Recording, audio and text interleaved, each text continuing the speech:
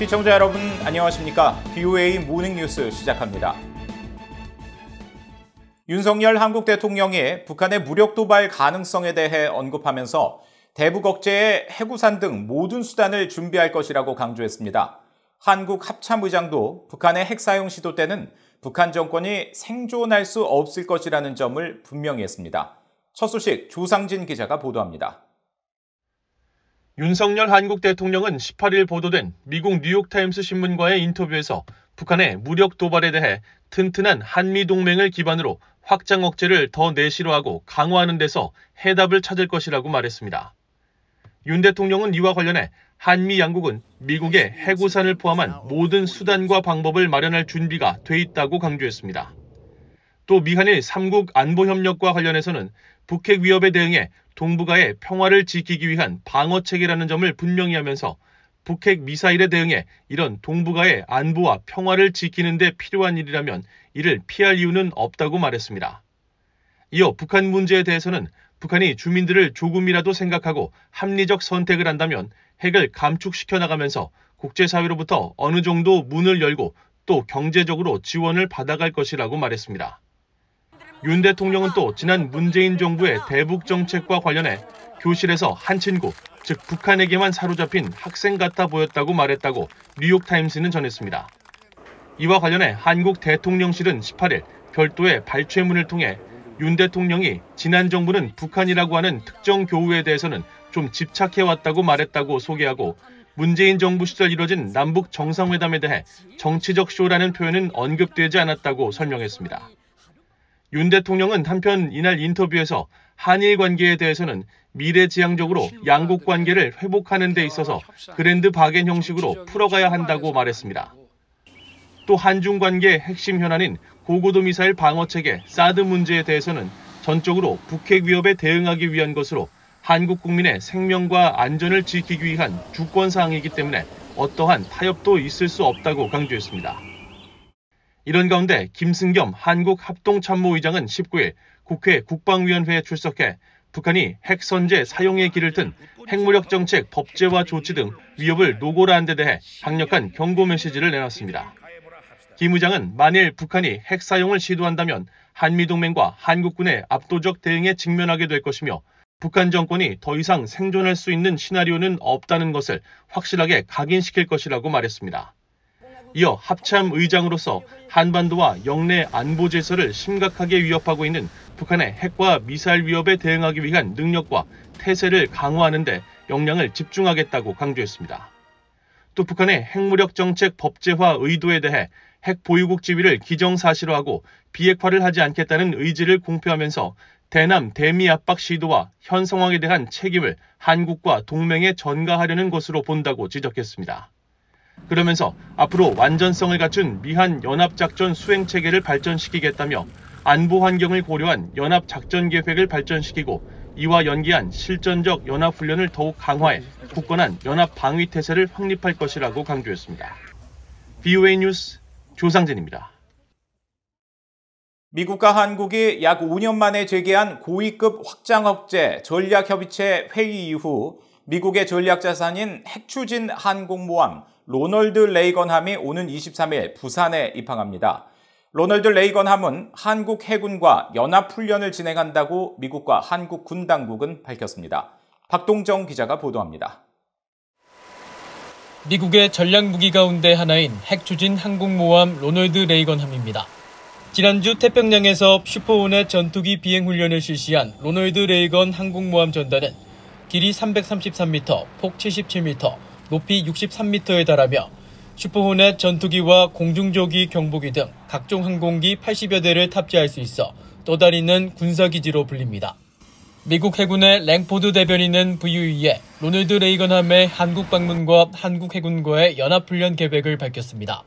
랭포드 대변인은 16일 관련 사안에 대한 VOA의 질문에 미국 함정의 방문은 한국 국민과의 우정과 친선을 도모하기 위한 통상적인 것이라면서 레이건함의 부산 입항 계획을 확인했습니다.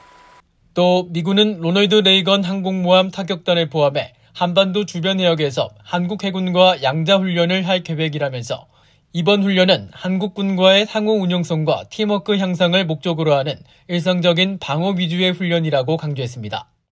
미국 해군의 핵항공모함이 한국 작전구역에 들어와 한국 해군과 연합훈련을 수행하는 것은 2017년 북한의 6차 핵실험 이후 5년여 만입니다. 당시 칼 빈슨함이 미한연합훈련인 독수리 훈련에 참가하기 위해 부산항에 입항한 것을 시작으로 레이건함과 니미츠함, 시어도어 루즈벨트함 등 세 척이 들어와 훈련을 펼쳤고 전임 문재인 정부 말기인 지난 4월에는 에이브러햄 링컨함이 동해에 들어왔지만 한국 해군이 아닌 일본 해상자위대와 훈련을 했습니다. 미국 해군은 지난 13일 레이건함과 순양함 챈슬러스 빌함을 비롯해 알레이버크급 구축함인 베리함, 벤폴드함 등이 포함된 항모 타격단이 전날 모항인 일본 요코스카를 출항했다고 발표했습니다. 아울러 로널드 레이건 항공모함 타격단은 자유롭고 열린 인도태평양 지역을 지원하기 위해 칠함대 작전 지역에 전진 배치된다고 설명했습니다. VOA 뉴스 박동정입니다. 북한은 핵무력 법제화를 통해 스스로 핵 보유국 지위를 공고히 하면서 군축 대화를 끌어내려는 시도를 했다고 미국의 한반도 전문가들이 지적했습니다. 빅터 차 미국 전략국제문제연구소 CSIS 한국 석자는 16일 워싱턴 톡에 출연해 북한의 핵무력 법제화 시도는 사실상의 핵무기 보유국 인정을 받기 위한 것으로 핵을 절대 포기하지 않겠다는 분명한 뜻을 밝힌 것이라면서 북한은 비핵화 협상이 아닌 군축 협상에 관심을 보이고 있다고 분석했습니다. 또 미국은 자국의 위험을 감수하더라도 북한의 핵 위협으로부터 한국을 방어할 것이라면서 한국의 자체 핵무기 개발 논의가 중국의 북한 억제를 압박할 것이라는 데 동의할 수 없다고 말하고 미중 관계가 악화된 현재 상황에서 한국 핵무장론 현실화에는 한계가 있다고 지적했습니다. 마크 토콜라 한미경제연구소 부소장도 북한의 핵무력 법제화는 핵 선제 공격을 포함해 자신들이 원하면 언제든지 핵무기를 사용할 권리를 주장한 것으로 심각한 불안정을 이야기하는 선언이라고 비판하고 한국의 자체 핵무장 여론이 높아지는 데 대해서는 핵무장을 할 경우 핵확산 금지 조약 NPT를 탈퇴해야 한다며 이는 한국 경제와 국제위상, 미한동맹 등 모두에 악영향을 미치는 결과를 초래할 것이라고 평가했습니다.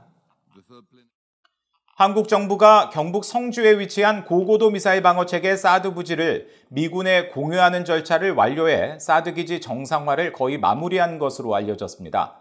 19일 외교 및 군 소식통에 따르면 한국 외교부 당국자와 주한미군 지휘관으로 구성된 주한미군 지휘협정 소파 합동위원회는 이달 8일 사드 부지 공여 문서에 서명해 공여 절차가 완료됐다고 연합뉴스 등 한국 언론이 전했습니다.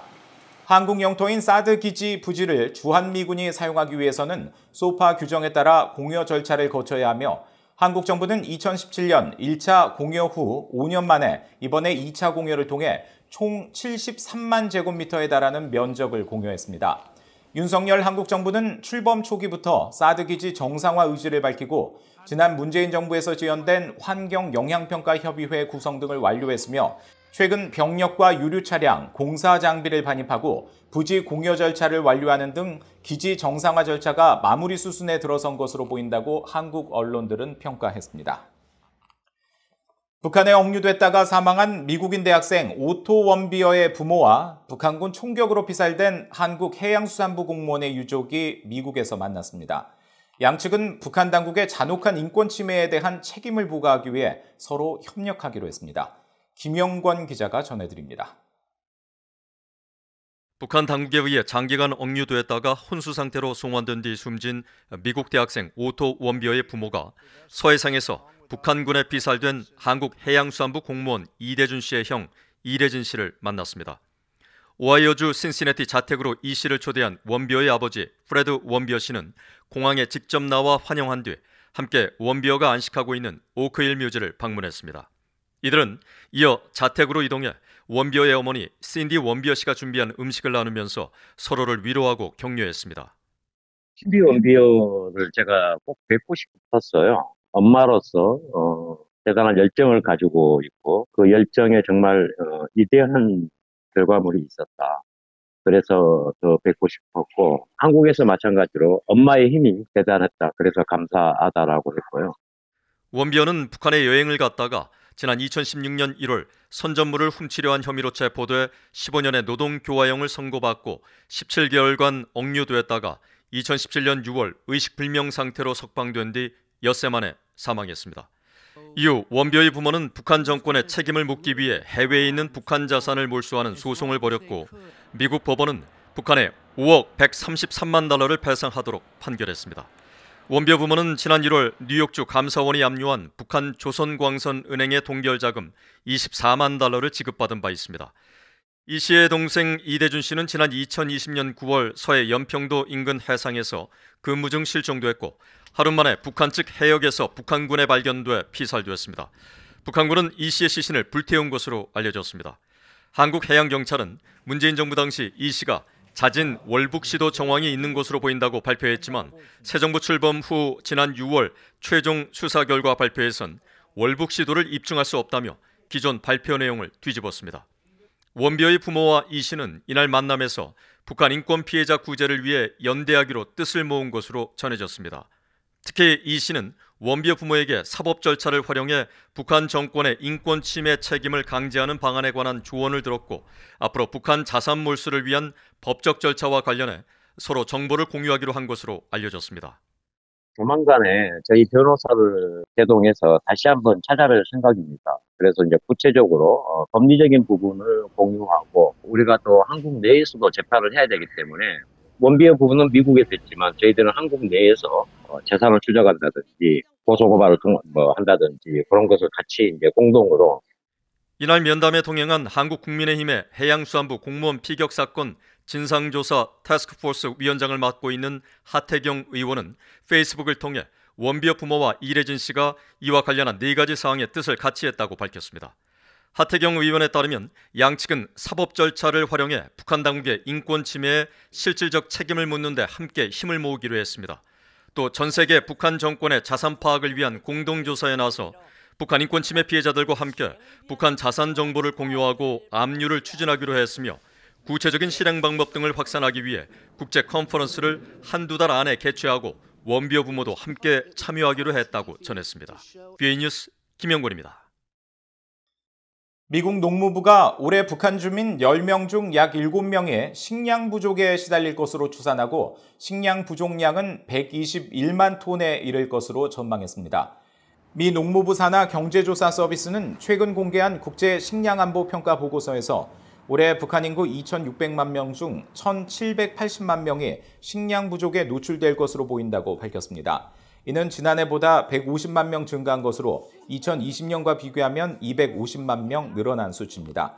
또 전체 주민 중 식량 부족 인구 비율도 전년의 63.1%보다 5.5%포인트 증가했고 올해 북한의 식량 부족량은 전년도에 104만 톤보다 17만 톤 증가한 121만 톤에 이를 것으로 미국 농무부는 추산했습니다. 보고서는 이 같은 식량 부족 상황의 원인으로 경제적 제약과 신종 코로나 바이러스 전염병 대응 여파 등을 꼽으면서 북한은 전 세계 77개 중저소득 국가 가운데 중동의 분쟁 국가 예멘 다음으로 심각한 식량 부족에 노출된 국가라고 지적했습니다. 이상으로 BOA 모닝뉴스를 마칩니다. 시청해주신 여러분 고맙습니다.